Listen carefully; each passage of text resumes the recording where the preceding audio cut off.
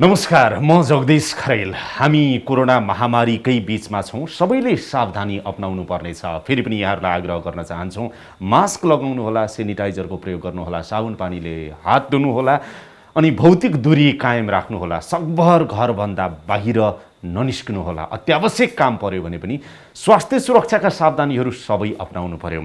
अहिले कोरोनाको यो महामारीको बीचमा स्वास्थ्य सेवा कसरी अस्पतालहरूले प्रदान गरिरहेका छन्, होम आइसोलेसनमा भएका सङ्क्रमितहरूको अवस्था के छ, उनीहरूले के कस्तो सावधानी अपनाउनुपर्छ, आजको कार्यक्रममा यो विषयमा बढी केन्द्रित रहेर कुराकानी गर्नेछु। साथमा जसले भ्याक्सिन लिन बाँकी छ, जसले सिङ्गल डोज भ्याक्सिन लिइसक्नु भएको छ, जसले डबल डोज भ्याक्सिन पनि लिइसक्नु भएको छ, उहाँहरूको विषयमा पनि केही महत्त्वपूर्ण प्रश्नका महत्त्वपूर्ण जवाफ चाहिँ आज खोज्ने प्रयास गर्नेछु। यतिखेर मेरो साथमा संक्रामक रोग विशेषज्ञ एवं टेको अस्पतालका प्रमुख कन्सल्टेन्ट डाक्टर अनुप वास्तोला हुनुहुन्छ। स्वागत छ डाक्टर साहब यहाँलाई। नमस्कार। निन्द्रा पुगेको छैन तपाईँहरूलाई? अहिलेको अवस्था चाहिँ अलिकति जटिल छ। यो 1.5 वर्ष धेरै सङ्घर्षपूर्ण तपाईँहरूले मानिसको जीवन बिताउन तपाईँहरूको बित्यो होइन? यो महामारी प्लस टेको अस्पताल चाहिँ मुख्य गरेर जति पनि सङ्क्रामक रोगहरूको उपचार गर्नुपर्ने एउटा थलो छ र सुरुवाती दिनदेखि नै अब कोभिडको व्यवस्थापनमा लागेको अस्पताल भएको कारणले गर्दा अहिले यो दोस्रो लहर जुन छ यसको व्यवस्थापन निकै चुनौतीपूर्ण थियो र स्वास्थ्यकर्मीहरूको जुन खटाइ छ सायद त्यसकै फलस्वरूप आज के हदसम्म बिरामीहरू बचाउन हामीले सफल भएका छौँ। डाक्टर अनुप वास्तोला, हामी तपाईँ जस्तै सबै डाक्टरहरूप्रति, नर्सहरूप्रति, स्वास्थ्य कर्मीहरूप्रति, सुरक्षाकर्मीहरूप्रति एकदमै आभारी छौँ, धन्यवाद व्यक्त गर्न चाहन्छौँ। हाम्रो जीवन जोगाउन तपाईँहरू पल पलमा जोखिम मोलेर आफ्नो जीवनलाई जोखिममा राखेर काम गरिराख्नु भएको छ। एकदमै आभारी छौँ डाक्टर साहब हामी तपाईँहरूप्रति, आम नेपाली जनता। धेरै धेरै धन्यवाद। अब यो अहिलेको परिस्थितिमा स्वास्थ्यकर्मी नै अब अगाडि छन् मान्छेहरूको ज्यान बचाउन र हाम्रो जिम्मेवारी पनि हो र त्यसलाई निभाउने काम अब जम्मै स्वास्थ्यकर्मीहरू, म त एउटा रिप्रेजेन्टेटिभ भएँ, देशभरिका स्वास्थ्यकर्मीहरू सङ्क्रमितहरूको व्यवस्थापनमा लाग्नुभएको छ र तपाईँहरू जस्तो मिडियाको साथीहरूले जुन किसिमको हौसला प्रदान गर्नुभएको छ त्यो हामीलाई त्यसकै कारणले गर्दाखेरि हामी नडराइकन बिरामीको सेवामा रातदिन खटिएका। पक्कै पनि तपाईँहरू हुनुहुन्छ र हामी पनि केही भए पनि राहत महसुस गर्छौँ। केही भइहाल्यो भने डक्टरहरू छन्, नर्सहरू छन्, अस्पताल छन्, स्वास्थ्यकर्मी छन् अनि हाम्रा सडकमा रहेका सुरक्षाकर्मी पनि छन् जसले हामीलाई सावधानी गराइरहेका छन्। यसप्रति हामी आभारी छौँ। र डाक्टर वास्तोला, तपाईँसँग केही आम जनताका महत्त्वपूर्ण प्रश्न आज सोध्न चाहन्छु, जनतासँग जोडिएको प्रश्न। अरू ठुला राजनीतिक कुराहरू आज सोध्दिनँ किनभने यो जनताको जीवनसँग जोडिएको भएकोले। सबभन्दा पहिला चाहिँ यो नयाँ भेरिएन्ट आयो, तेस्रो लहरवाला तेस्रो भेरिएन्ट आयो, यो झन् सङ्क्रामक छ, झन् जोखिमपूर्ण छ भनेर चाहिँ कुराहरू आइरहेको छ। स्वास्थ्य मन्त्रालयले पनि एउटा रिलिज जारी गर्यो। त्यो के हो भन्नुहोस् त? त्यस्तो हो? यो चैतको दोस्रो सातादेखि सङ्क्रमितहरूको सङ्ख्या बढ्न सुरु गर्यो र चिकित्सा सङ्क्रमितहरूको सङ्ख्याहरू पनि बढ्न सुरु गर्यो चैतको दोस्रो सातादेखि। त्यति बेला नै हामीलाई प्रष्ट रूपमा थाहा थियो कि अहिले जुन हिसाबले बिरामीहरूको दर बढेर गयो, सङ्क्रमितहरूको सङ्ख्या बढेर गयो र यसले जुन किसिमले युवा पुस्ताहरूलाई पनि सिकिस्त बनायो, त्यति बेला नै हामीलाई यो नयाँ प्रजातिको हो र मुख्य गरेर मित्र राष्ट्र भारतमा देखिएको र युकेमा पहिलोपल्ट देखिएको भेरिएन्ट हुनसक्ने आकलन गरिएको थियो। त्यति बेला नि केही अध्ययनहरू भएका थिए जुन एस जिन टार्गेट फेल्योर भन्छौँ होइन, त्यसले आकलन दिइसकेको थियो र हामीले बिरामीहरू हेर्दाखेरि पनि अब एउटै घरमा बसेका व्यक्तिहरू, सम्पूर्ण व्यक्तिहरू सङ्क्रमित भएका त्यस्ता घटनाहरू आइसकेको थियो। त्यसलाई अहिले चाहिँ पुष्टि भएको मात्र हो र अहिले यो दोस्रो छाल जुन छ, यो दोस्रो छालको मुख्य कारण भनेको नयाँ भेरिएन्ट जुन चाहिँ एकदमै सङ्क्रामक छ, जुन चाहिँ मित्र राष्ट्र भारतमा देखिएको थियो, प्लस अघिल्ला दिनहरूमा चाहिँ जुन पहिलोपल्ट युकेमा देखिएको भेरिएन्ट थियो त्यसको पनि यो दोस्रो छालमा चाहिँ ठुलो त्यसैको कारणले गर्दा यो सङ्क्रमणको दर बढेर गएको अवस्था हो। र अहिले अब हामी जुन दोस्रो लहर आयो यसमा मुख्य कारक तत्त्व भनेको चाहिँ हाम्रो मापदण्ड तोड्नु, त्यहाँमाथि यो किसिमको सङ्क्रामक भाइरस जुन भेरिएन्टको कुरा गरिन्छ ती भेरिएन्टहरूकै कारणले गर्दाखेरि यो भएको र अहिलेको स्थितिलाई हेर्ने भने अझै पनि सङ्क्रमण चाहिँ घर घरमा जुन तपाईँको बसेका व्यक्तिहरूमा होम आइसोलेसनमा बसेका व्यक्तिहरूबाट एक व्यक्तिबाट अर्कोमा सङ्क्रमित भएर अब यो निषेधाज्ञाको कारणले जुन किसिमको बेनिफिट भएको छ त्यसमा अझै पनि केही व्यक्तिहरू आइरहेछ भनेको सङ्क्रामक भाइरसको कारणले नै यो दोस्रो छाल आएको अब लहर आएको यसलाई चाहिँ पुष्टि अहिले मात्र भएको भन्छु म। पुष्टि अहिले मात्रै भएको हो। अब यो सङ्क्रमण चाहिँ बढ्दै जाला अथवा अब नियन्त्रण हुँदै जाला भन्नुहोस् त? अहिले यो पछिल्लो शुक्रबार चाहिँ हुन्छ नि तपाईँको के भन्दाखेरि कोही व्यक्ति निषेधाज्ञाभन्दा पहिला जति पनि व्यक्तिहरू बाहिर निस्केका थिए ती व्यक्तिहरूलाई भनौँ 5-7 दिनमा चाहिँ लक्षणहरू सुरु हुन्छन्। त्यसको 5-7 दिनपछि तिनीहरू चिकित्सित भएर आउँछन् भन्ने जुन आँकडा थियो त्यही अनुरूप नै हजुरको लास्ट शुक्रबार चाहिँ धेरै व्यक्तिहरू चिकित्सित भएर आएको अवस्था थियो र अहिले यो 2-3 दिन 4 दिन भयो जति पनि चिकित्सित भएर आउने अथवा तपाईँको सङ्क्रमितहरू अस्पतालमा आउने जुन हामीले बेडहरू चाहिँ बाहिर व्यवस्थापन गरेका छौँ त्यसलाई अहिले के हदसम्म हामीले हटाउन सकिएको छ। यो निषेधाज्ञाको फलस्वरूप नै यो भएको छ। तर पनि अझै पनि स्थिति कस्तो छ भन्दाखेरि चाहिँ घर घरमा मानिसहरूको एक व्यक्तिबाट अर्को व्यक्तिमा सङ्क्रमण सरिरहेको अवस्था छ र केही समय अझै सङ्क्रमितहरू बढ्ने अथवा चिकित्सा सङ्क्रमित आउन सक्ने सम्भावना रहन्छ। र अब मृत्युलाई हेर्ने हो भने चाहिँ धेरै व्यक्तिहरू आइसियुमा अहिले भर्ना हुनुभएको छ। प्रत्येक अस्पतालहरूमा भर्ना मृत्यु दर त उच्च देखिन्छ नि त डाक्टर साहब। जस्तो अहिले हिजोसम्मकै आँकडा हेर्ने हो भने त सबभन्दा बढी देखियो। बिल्कुलै अब यो अवस्थामा सङ्क्रमणको दर चाहिँ अलिकति घटेर जान्छ होइन। अब चिकित्सित हुने सङ्ख्याहरू पनि बिस्तारै बिस्तारै घटेर जान्छ। तर आइसियु भेन्टिलेटरमा भएका बिरामीहरूको आउटकम जुन क्रिटिकल हुनुहुन्छ अब त्यसले गर्दाखेरि पनि अब मृत्युदर चाहिँ केही देखिन सक्छ, अलिकति स्ट्याटिक रहन सक्ने अवस्था रहन्छ। अब अस्पतालमा भर्ना भएका अब सामान्य बेडमा आइसियुमा अथवा भेन्टिलेटरमा भनौँ न गरिने उपचार चाहिँ सामान्यतया तपाईँहरू के उपचार गर्नुहुन्छ? सरसर्ती अक्सिजन दिनुहुन्छ त एउटा पार्ट हो भयो, त्यो बाहेक अरू उपचार चाहिँ के कसरी गरिराख्नु भएको छ? अब अहिले कस्तो छ भन्दाखेरि अहिले सामान्य बिरामी अस्पतालमा भर्ना भएका छैनन् है। अहिले जम्मै व्यक्ति जसलाई चाहिँ न्युमोनिया भएको छ, जसलाई अक्सिजन भनौँ न आवश्यकता छ त्यस्ता व्यक्तिहरू चाहिँ भर्ना भएका छन्।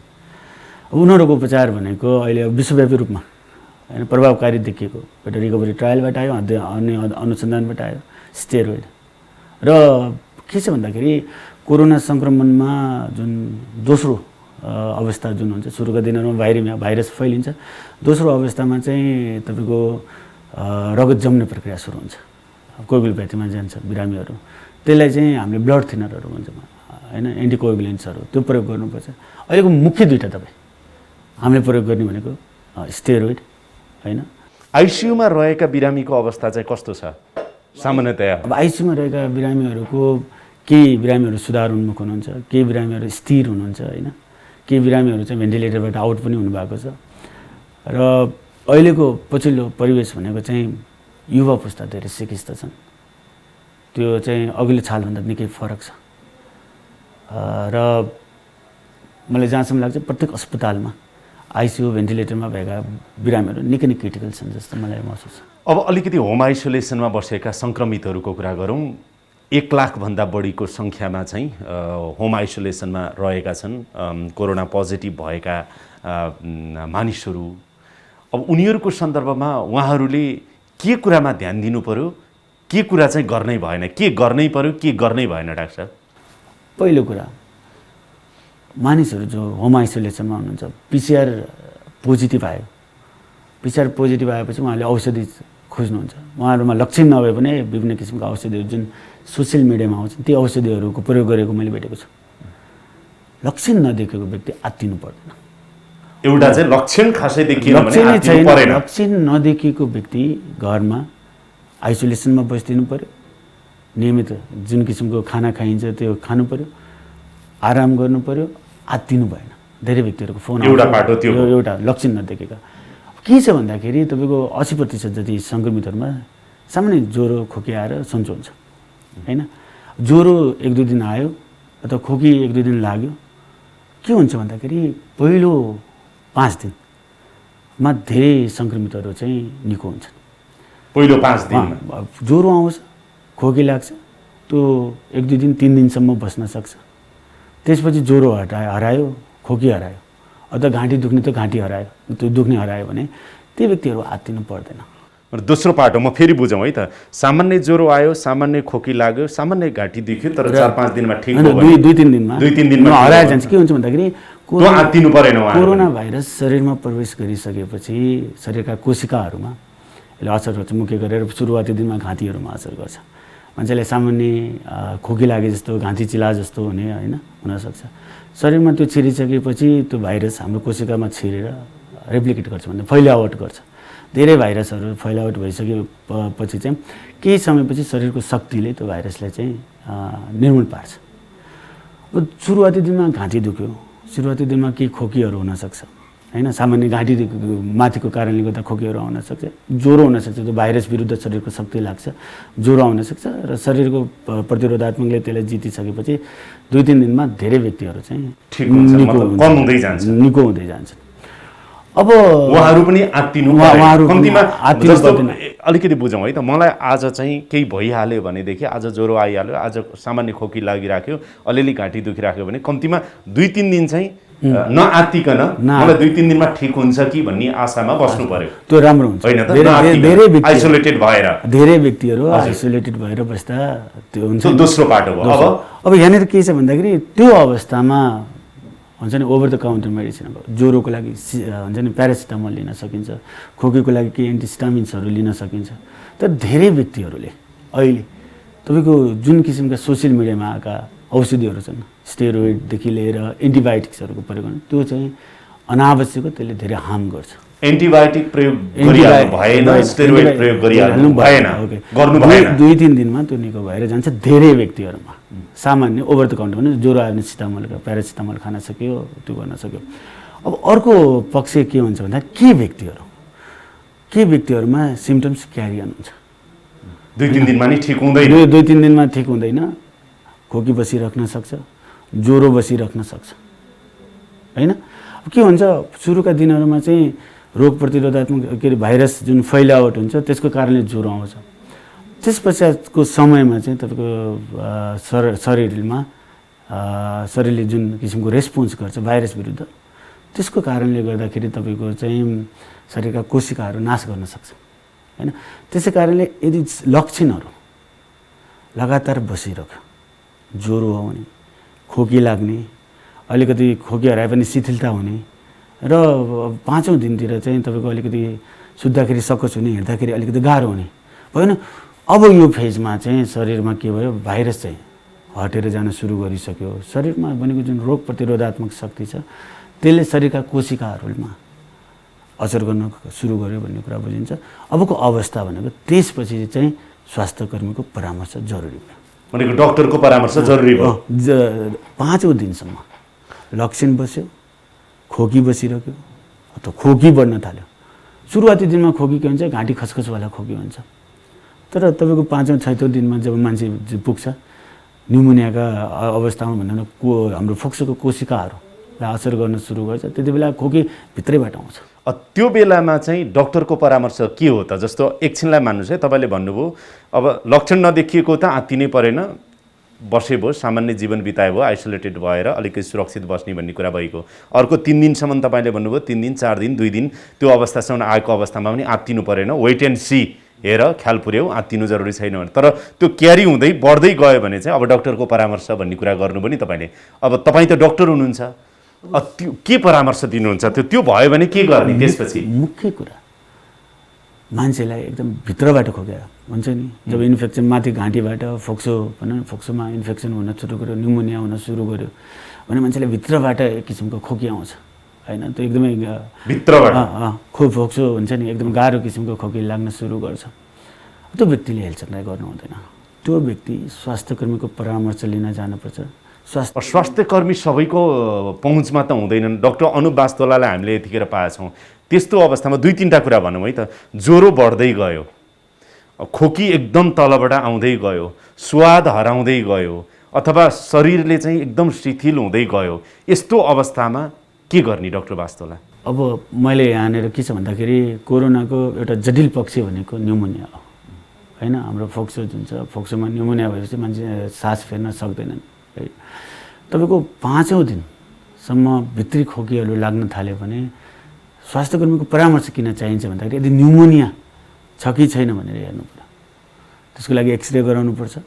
बिरामीले कसरी 5 दिनसम्म त्यो अवस्था भयो भने अस्पताल जाने या नजाने? जाने अस्पताल जानु पर्यो। बिरामीले तपाईँको श्वास प्रश्वासको दर कति बढ्यो होइन, भनौँ न हाम्रो 16, 17, 18 हुन्छ भने त्यो बढेर 20, 22 सुत्दाखेरि श्वास लिने प्रत्येक मिनट श्वास लिने दर चाहिँ बढ्न सुरु गर्छ। अब अहिले बजारमा पल्स अक्सिमिटरहरू पाउँछन् होइन, त्यसले पनि तपाईँको अक्सिजनको मात्रा कति छ होइन, सुरुवाती दिनमा चाहिँ तपाईँको 97, 98 भएको मान्छेहरूको 94 मा आएर बस्यो, 93, 92 भएर झर्न सुरु गर्यो होइन। अथवा हिँड्दाखेरि अलिकति दम उठे जस्तो हेर्दाखेरि अक्सिजनको मात्रा 92 भन्दा कम झरेको देखियो भने चाहिँ त्यसले के सुझाउँछ भन्दाखेरि अब न्युमोनियाको हुन सक्ने जोखिम भयो। अब ती व्यक्तिहरूलाई हुन्छ नि हामीले ओभर द काउन्टर मेडिकेसन भनिदिँदाखेरि हुन्छ नि मिडिया थ्रु त्यसले अलिकति हुन्छ नि अनावश्यक औषधिहरूको प्रयोग हुनसक्छ। न्युमोनिया पनि नभएको हुनसक्छ, न्युमोनियाको लेभल कति हुन्छ होइन, त्यो अस्पतालमै हेर्नुपर्छ। त्यो त्यस्ता बिरामी सजिलोसँग बुझौँ है डाक्टर साहब, यो आम हाम्रो दर्शकहरूको लागि पनि यो सुन्न उपयुक्त हुन्छ होला। ज्वरो 5 दिनपछि पनि जस्तो मानुस यति भन्दा तल झरेन भने भन्ने कति होइन, खोकी मुख्य त खोकी श्वास प्रश्वासमा अलिकति समस्या र मुख्य गरेर के देखेको छ भन्दाखेरि जो व्यक्तिहरू न्युमोनिया हुन्छ नि ती व्यक्तिहरू सुत्दाखेरि अलिकति सकस हुन्छ। सुरुवाती दिन सुत्दाखेरि अलिकति सकस हुन्छ, श्वास प्रश्वासको दर बढ्छ। त्यही भएर 5औं दिनमा खोकी बढ्यो, भित्रबाट खोकी आयो भने ती व्यक्तिहरू चाहिँ स्वास्थ्यकर्मीको परामर्शमा जानुपर्छ।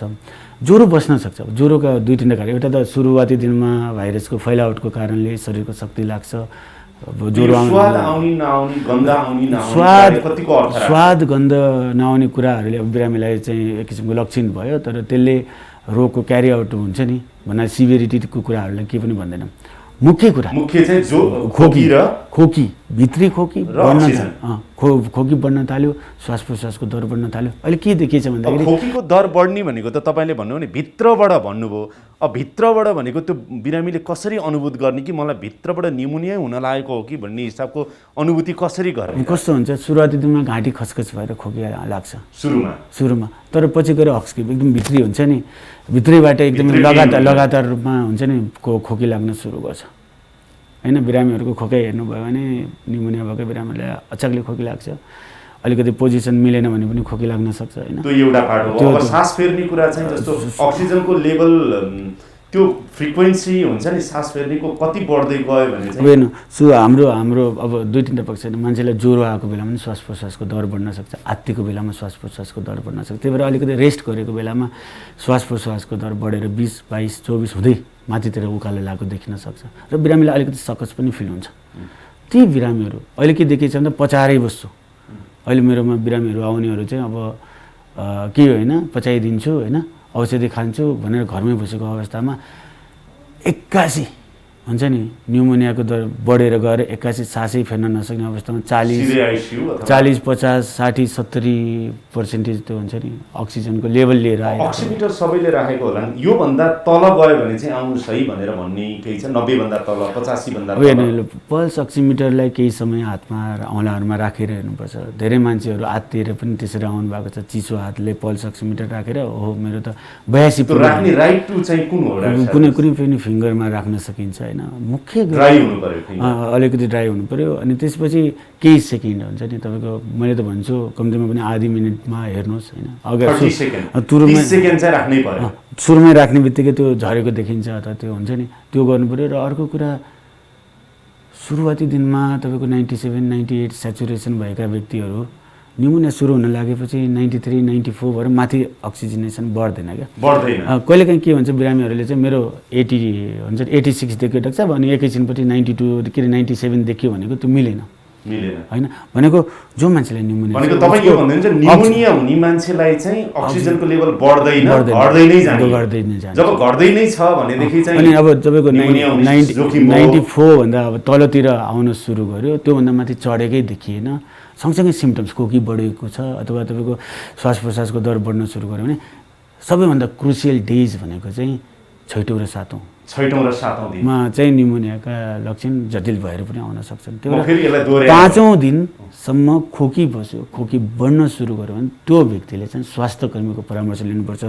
ज्वरोको हिसाबमा सामान्य ज्वरो खोकी बिना नै लामो समय कोही कोही व्यक्तिहरूमा 8-9 दिनसम्म पनि बसेको देखिएको छ, कहिलेकाहीँ 10-12 दिनसम्म पनि त्यो ज्वरोले धेरै हातिनु परेन। मुख्य कुरा खोकी, श्वास प्रश्वासको दर, अक्सिजनको मात्रा घट्ने डे 5, डे 6, डे 7, डे 5 सम्म खोकी बढ्न सुरु गर्यो भने त्यसले स्वास्थ्यकर्मीको परामर्श लिन बिल्कुलै जरुरी छ।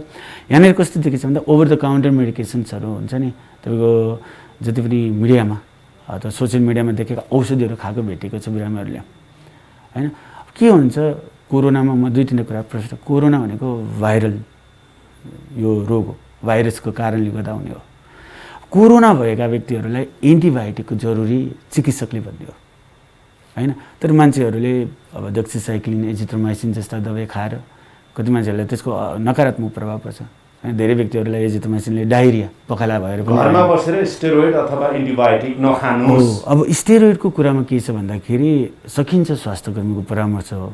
डे 5 मा अक्सिजनको मात्रा घट्यो, तपाईँसँग कुनै पनि अप्सनै छैन, कहीँ जानै सक्नुहुँदैन। तर अहिले विभिन्न सङ्घ संस्थाका चिकित्सक साथीभाइहरू चाहिँ हुन्छ नि अनलाइनमा बसेर कुरा गरिरहनु भएको छ। सकेसम्म स्वास्थ्यकर्मीको परामर्श लिएर स्टेरोइड खानुपर्छ। अब सुरुवाती दिनमै स्टेरोइड खायो भने त्यसको नकारात्मक प्रभाव पर्छ शरीरको। शरीरले तपाईँको जुन रोग भाइरससँग लड्नुपर्ने छ त्यसलाई चाहिँ यो स्टेरोइडले सुरुवाती दिनमा खाँदाखेरि कमजोर पारिदिन सक्छ। त्यो कुरा एउटा बुझ्नु। तपाईँले भनेको कुरालाई मैले दोहोऱ्याएँ ताकि हाम्रो दर्शकहरूलाई सजिलो होस् भनेर, सजिलोसँग बुझ्नको लागि। डाक्टर साहब के भन्दै हुनुहुन्छ भनेदेखि अरू सामान्य अवस्था, सामान्य ज्वरो सामान्य घाँटी खसखस आए, यताउता स्वाद गन्ध हरायो भने पनि आत्तिनु परेन, बस्नुहोस्। तर जब गम्भीर रूपमा तपाईँलाई तलदेखि नै खोकी एकदम लाग्छ, श्वास प्रश्वास एकदमै गाह्रो हुँदै जान्छ, अक्सिजनको लेभल चाहिँ घट्दै जान्छ, बढ्ने घट्ने होइन कि घट्दै जान्छ भने निमोनियाको जोखिम बढी हुन सक्छ। 5औँ दिन हामीले क्रस गरेपछि 5औँ, 6औँ, 7औँ, 6औँ दिनमा त मान्छे निमोनिया भएर आइसक्छ। त्यही भएर हामीले 5औँ दिन, 6औँ दिन, 7औँ दिनलाई चाहिँ अलिकति गम्भीर रूपमा हेर्नु पर्छ, आफूलाई मोनिटर गर्नुपर्छ। परिवारको सदस्य हुनुहुन्छ भने श्वास प्रश्वासको दर बढ्यो कि बढेन, र 5औँ दिनमा यदि खोकी त्यस्तो बढेछ भने अर्को एम्बुलेटरी हुन्छ, मान्छेले हिँडाउने 5-6 मिनट हिँडाउने, हिँडाइसकेर सेचुरेसन चाहिँ तपाईँको 93-92 भएर झर्न सुरु गर्ने, त्यो व्यक्ति निमोनियातिर गइसक्यो भन्ने कुरा बुझिन्छ। त्यो व्यक्तिलाई चाहिँ अब स्वास्थ्यकर्मी भेटिन्छन्, स्वास्थ्यकर्मी कहाँ जाने। अहिले अब स्वास्थ्यकर्मीहरू कोरोनाकै उपचारमा हुनुहुन्छ, जति पनि सङ्घ संस्थाहरू, नेपाल सरकारका प्राइभेट सेक्टरहरू जति पनि छन्, सामुदायिक अस्पतालहरू, त्यहाँ स्वास्थ्यकर्मी हुनुहुन्छ। परामर्श लिनलाई यो हुन्छ नि निषेधाज्ञामा तपाईँहरू चाहिँ घरमा बस्नु जोखिमपूर्ण हुनसक्छ, लिनुपर्छ परामर्श। एउटा कुरा त्यो बुझ्नुपर्छ। अब यहाँनिर अर्को मैले पक्ष जोड्दै थिएँ, अब एन्टिबायोटिक कहिले खाने होइन, एन्टिबायोटिकको कुराहरू ती फरक पाटाउनु। कुनै पनि औषधिहरू स्वास्थ्यकर्मीको परामर्श बिना लिँदाखेरि त्यसले जटिलताहरू बढाउन सक्छ।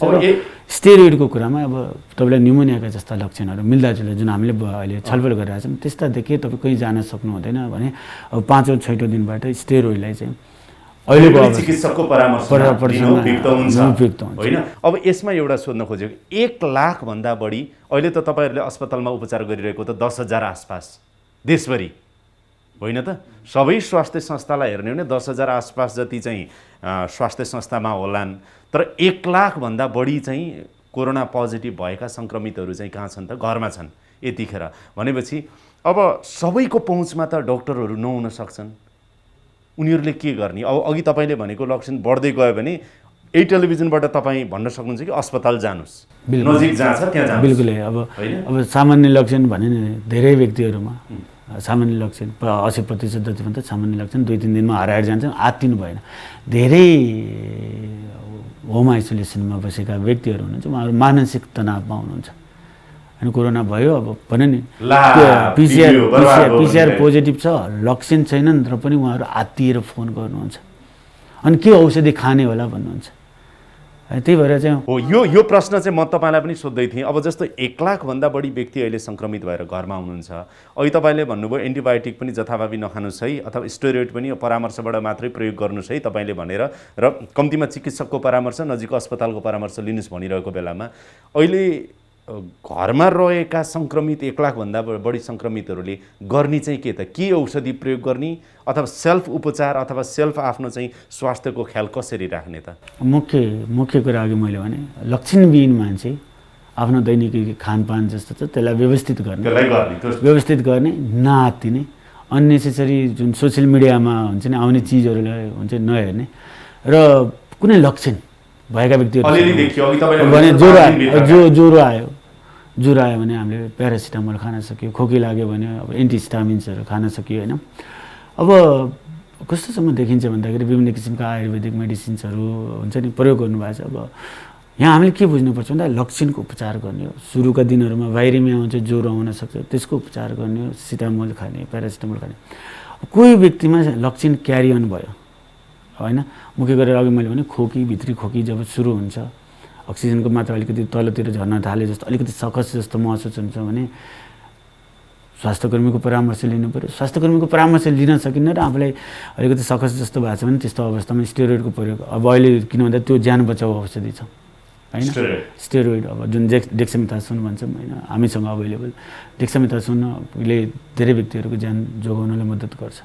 तर आत्तिएर डराएर डेक्सामेथासोन घरेलु उपचार जस्तो हुन्छ नि हाम्रो प्राकृतिक जडीबुटी यस्ता चिजहरू पनि खाँदा उपयुक्त हुन्छ भनेर अब तपाईँ डक्टरको रूपमा भन्नु पऱ्यो भने चाहिँ जस्तो अब अहिले के आएको छ भने हुन त प्रधानमन्त्रीले भन्नुभयो बेसार पानीदेखि अदुवा, ल्वाङ, सुकमेल, दालचिनी आदि इत्यादि, तुलसीको पत्ता, यो जडीबुटी त्यो जडीबुटी, झोलिलो कुरा, यी सबै भनिरहेको सन्दर्भमा डक्टरको रूपमा के भन्नुहुन्छ तपाईँ? अब हामीले भन्दाखेरि अब त्यो घरेलु दबाईहरू जुन प्रयोग गरिन्छ हाम्रो पुस्तौँबाट चलिरहेको कुरा, त्यो खाँदैमा केही विकार हुँदैन। मुख्य कुरा जुन किसिमका सोसियल मिडियामा आएका एन्टिबायोटिक्सहरू अथवा हुन्छ नि सप्लिमेन्ट्सहरूका कुराहरू छन् त्यो आवश्यक छैन। सप्लिमेन्ट तपाईँले जम्मा 5 पटक यो कुरा जोड दिएर भन्नुभयो, म पनि 6औँ पटक हुन्छ मैले भन्दा एन्टिबायोटिक चाहिँ सोसियल मिडियामा आयो भन्ने बित्तिकै प्रयोग नगर्नुहोस्, त्यो जोखिमयुक्त छ। डाक्टर अनुवास्तवलाई यो भन्दै हुनुहुन्छ बिल्कुल। स्टेरोइड पनि तपाईँको चिकित्सकको सल्लाह अनुसार मात्रै प्रयोग गर्नुहोस्। यहाँनिर एउटा के बुझ्नुपर्छ भन्दाखेरि लक्षण कहिले सुरु भयो त्यो चाहिँ ख्याल गर्नुपर्छ। मलाई आज हुन्छ नि आज बिहिबार, आजदेखि ज्वरो सुरु भयो भने बिहिबार, शुक्रबार, शनिबार, आइतबार, सोमबार, मङ्गलबारसम्म मेरो लक्षण बढ्यो, मलाई भित्री खोकी लाग्यो भने अब चाहिँ सुरु भयो, अब चाहिँ मलाई चाहिँ स्वास्थ्यकर्मीको परामर्श चाहिन्छ होइन, मलाई अलिकति सकस हुन थाल्यो, अब मलाई स्टेरोइड चाहिन्छ भन्ने बुझ्ने हो होइन। अब तपाईँको एन्टिबायोटिकको कुरामा के छ भन्दाखेरि अब कोही व्यक्तिले चिकित्सकले हेर्छन् अब सेकेन्डरी ब्याक्टेरियल इन्फेक्सन, ब्याक्टेरियाको इन्फेक्सन छ कि छैन, कुन किसिमले चाहिँ प्रोग्रेस भएको छ होइन। तपाईँको भनौँ न यो भाइरल हो, भाइरलको कारणले गर्दाखेरि केही दिन ज्वरो आउँछ, त्यसपछि शरीरको शक्ति बन्छ, शक्तिले चाहिँ अब दुई किसिमका अब क्लटहरू बन्ने प्रक्रिया हुन्छन्, फोक्सोहरू बिग्रिने होइन, अथवा साइटोकाइन स्ट्रोममा विभिन्न किसिमका इन्टरल्युमिन्सहरू निस्किन्छ, त्यसले कोशिकाहरूलाई नाश गरिरहेको हुन्छ, त्यति बेला हामीलाई स्टेरोइड चाहिने।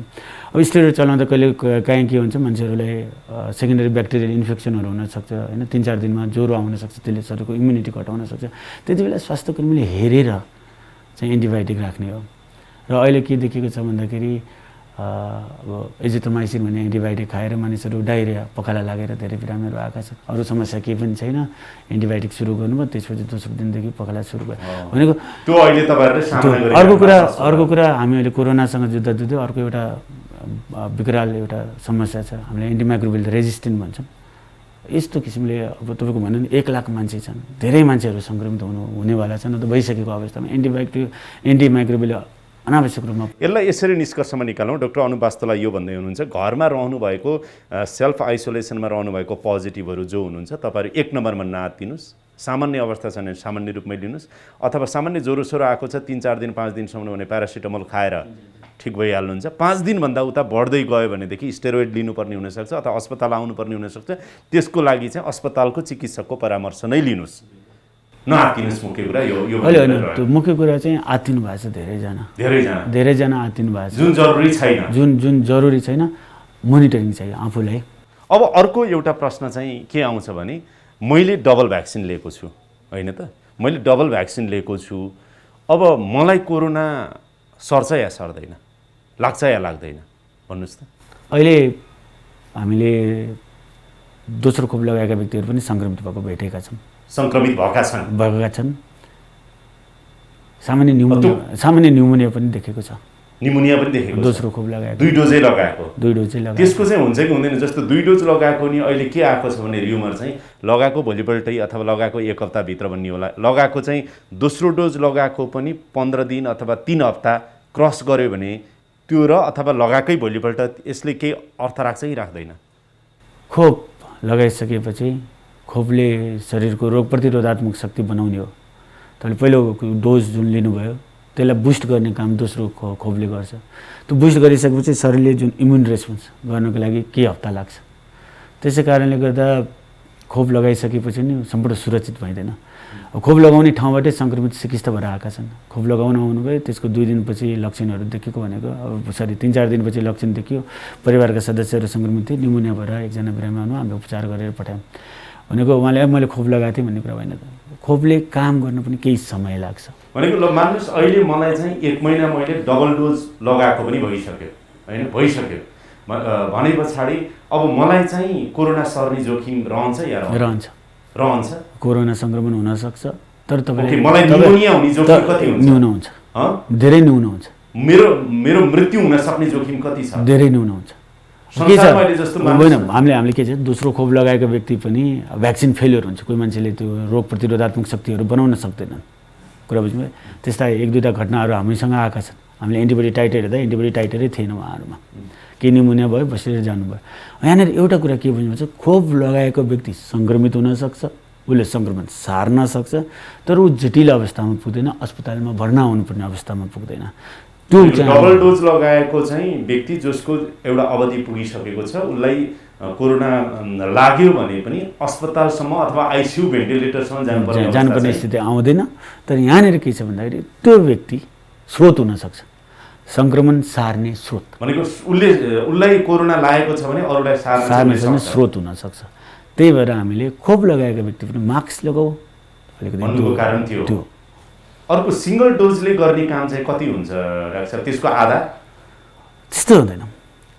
अध्ययनमा हामी विश्वास गर्छौँ, अध्ययन अनुसन्धानबाटै विभिन्न फ्याक्ट्सहरू बाहिर आउँछ। अब अहिले जुन 65 वर्षभन्दा माथिका नागरिकहरूले खोप लगाउनु भएको छ, अध्ययनहरूले के देखाएको छ भन्दाखेरि एन्टिबडी बन्छ होइन। यो सिङ्गल डोजले पनि तपाईँको धन्न हुन्छ नि 76%सम्म प्रोटेक्सन भनौँ न, त्यसको इफिकेसी देखाएको छ। र जुन सिङ्गल डोज लगाउँदाखेरि पनि एन्टिबडी चाहिँ 3 महिनाभन्दा बढी बसेको देखिएको छ। भनेको यसले जोगाउँछ होइन, तर यो पूर्ण होइन। पूर्ण त डेफिनेटली होइन, पूर्ण होइन। भनेको भेन्टिलेटरैसम्म जानुपर्छ कि भन्ने अवस्थाको जोखिम चाहिँ एकदमै कम हुने भयो यसको पनि भन्न सकियो। अब अध्ययनहरू आउनेवाला छन् होइन।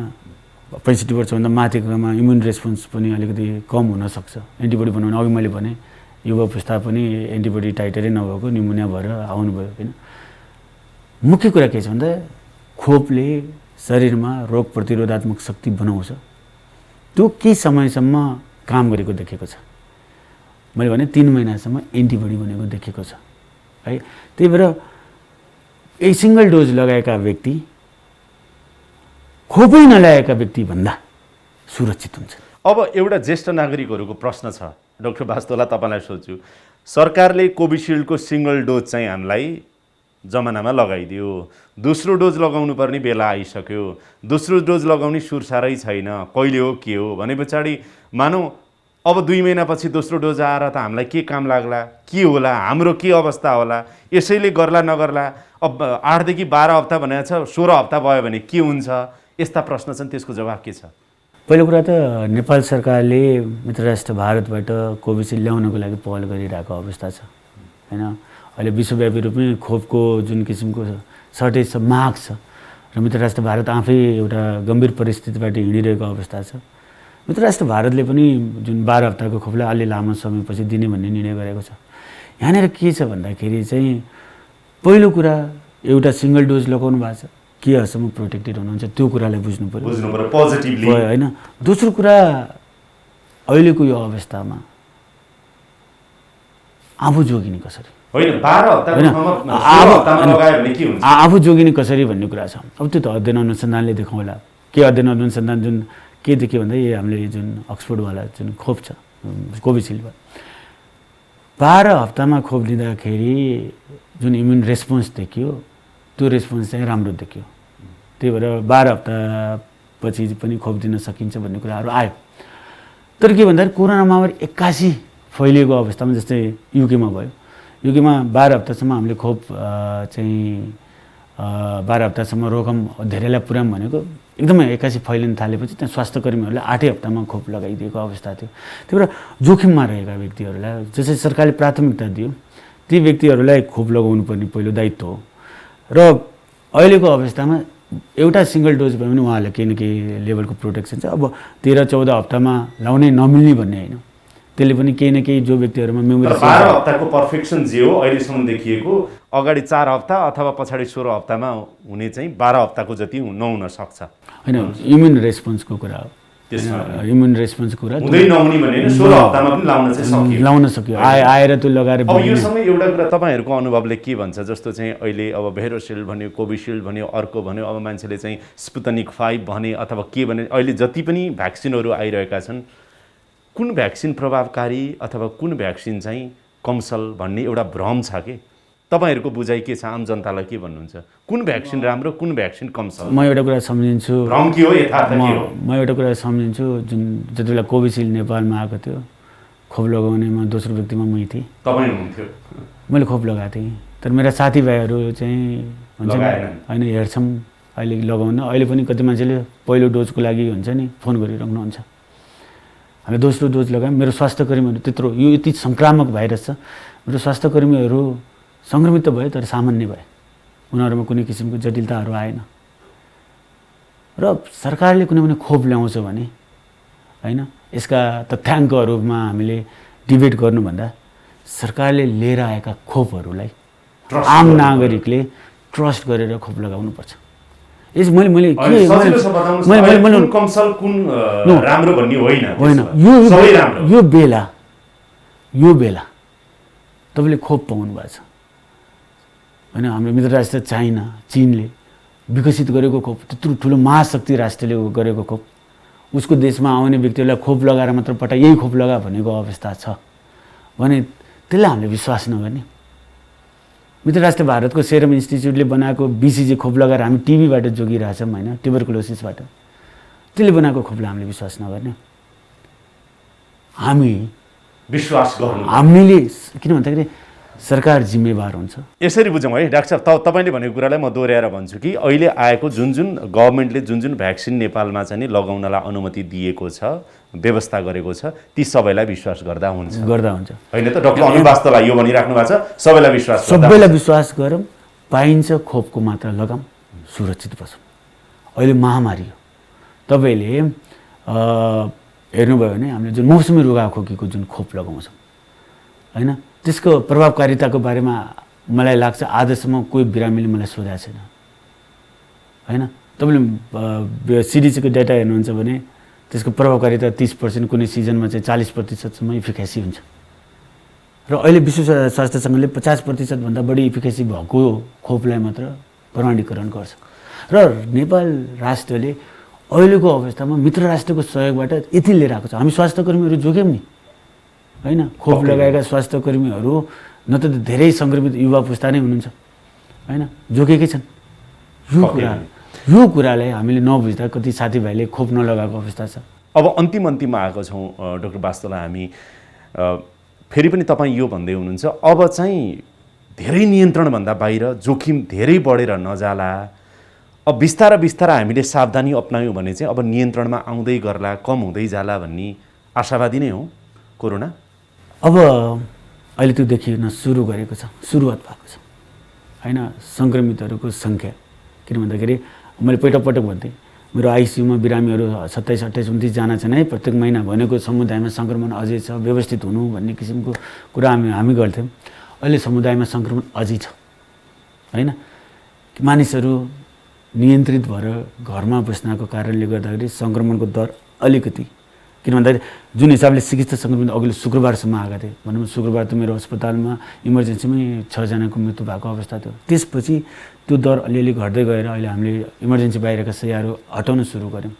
तर यो भन्दै गर्दा लापरवाही गरौँ भनेको होइन, यो भन्दै गर्दाखेरि जुन किसिमको सङ्क्रमण छ त्यो अझै छ, जोखिम टरेको छैन, घरमा छ। मलाई अघिल्लो त्यहाँ ती व्यक्तिहरू जब बाहिर निस्किन्छन् यदि अब फेरि हामी अर्को जटिल अवस्थामा प्रवेश गर्छौँ। त्यही भएर अब यो केही समय यसलाई निस्तेज पार्नको लागि सरकारले जुन निर्णय गरेको छ निषेधाज्ञा, त्यसलाई हेर्न जरुरी छ। र मृत्युको कुरा त मैले भनिहालेँ। आइसियू भेन्टिलेटरमा धेरै अस्पतालहरूमा बिरामी हुनुहुन्छ, त्यो चाहिँ अझै 1-2 दिन 2-4 के दिन मृत्युको सङ्ख्या बढ्न सक्छ, के हप्तासम्म हुन्छ नि, 1 हप्तासम्म त्यो हप्ता 10 दिन जान सक्छ। तर सङ्क्रमित घट्नु भनेको चाहिँ हाम्रो लागि उपलब्धि हुँदै जानु हो। यो निषेधाज्ञाको प्रतिफल हो, निषेधाज्ञा प्रतिफल हो र यो कायम राख्न जरुरी छ। तर लापरवाही हेलचक्రైले फेरि हामी विकराल स्थितिमा पुग्न सक्छौँ। अघिल्लो हप्ता मैले चाहिँ पूर्व स्वास्थ्य मन्त्री गगन थापा जो नेपाली कङ्ग्रेसका युवा नेता हुनुहुन्छ, उहाँसँग कुरा गर्दा उहाँले के भन्नुभएको थियो भनेदेखि हामीले मुहानमा रोक्न कोसिस गरेनौँ यसपाला, बरु पोहोर कोसिस गरेको थियौँ। कन्ट्याक्ट ट्रेसिङदेखि लिएर ट्र्याकिङ गर्नेहरूदेखि लिएर क्वारेन्टिनका कुराहरू, आइसोलेसनका कुराहरू हुँदै हुँदै यसरी आएर अनि उपचारसम्म आउनुपर्नेमा उतातिरको काम चाहिँ विशेष स्थानीय तहले गर्नुपर्ने भूमिका अझै कमजोर भइरहेछ। समुदाय विकराल भयो भन्ने कुराहरू गर्दै हुनुहुन्थ्यो। तपाईँ केही भन्न चाहनुहुन्छ? अघिल्लो वर्ष लकडाउन गऱ्यौँ, अघिल्लो वर्ष होइन, त्यत्रो लामो समय लकडाउन गऱ्यौँ। 2टा बिरामी देखिँदाखेरि लकडाउन खोल्यौँ, लामो दूरीका गाडीहरू आए, जम्मै मान्छे फर्केर आए, छाल रोकिएन। नियन्त्रण गर्नु निकै गाह्रो छ।